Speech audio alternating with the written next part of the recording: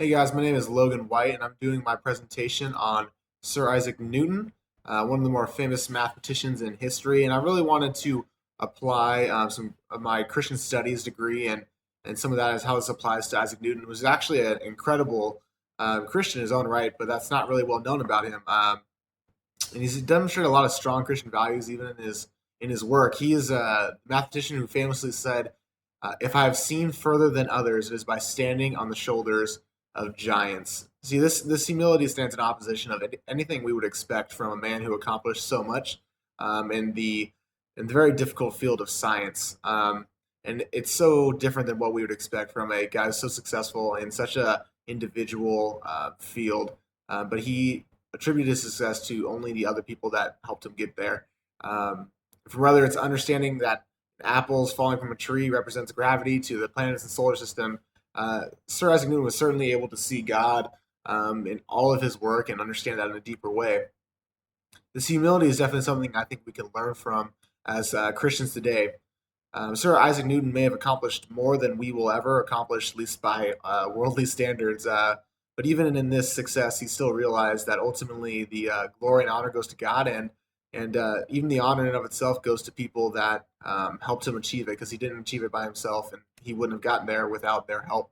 Um, and I think that's such a difficult thing that we struggle with today, wanting to build more and more of our own glory and more up for ourselves in order to just show people how good we are. And ultimately, we need to point towards God and give credit to other people when they are helping us. And ultimately, all the things that we do, whether it's the shoulders of people that we stand on to get to where we are, to help us get there, ultimately all the glory goes to God. And Isaac Newton realized that too, as that was the biggest person he stood on in order to reach his goals in life.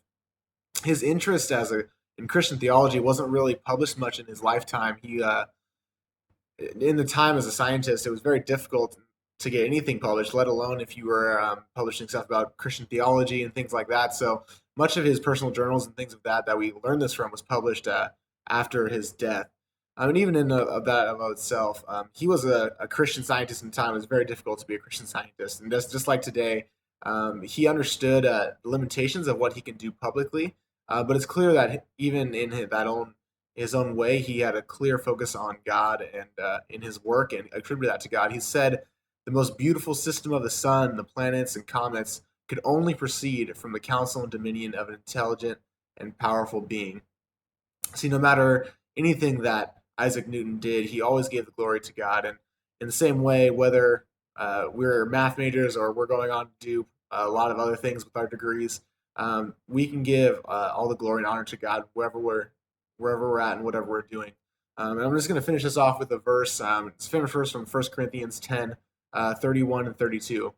It says, "So whatever you eat or drink or whatever you do all of it for the glory of God. Do not cause anyone to stumble, whether Jews, Greeks, or the church of God, even as I try to please everyone in every way, for I am not seeking my own good, but for the good of many, so that they may be saved." So whatever we do, just like Isaac Newton, the goal of our work should be to glorify God and ultimately bring more people into His kingdom.